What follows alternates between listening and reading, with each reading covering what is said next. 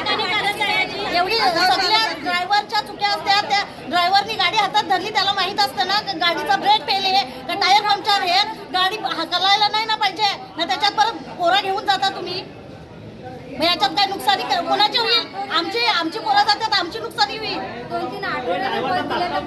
अशी करतात. मग याच्यात आम्ही कशी काय त्याच्यात या करू? पोरं कशी आम्ही पाठवू शाळेत? आम्हाला बस नको पाहिजे. कुठल्या शाळेची बस होती? हा, आणि कुठं झाला अपघात हा?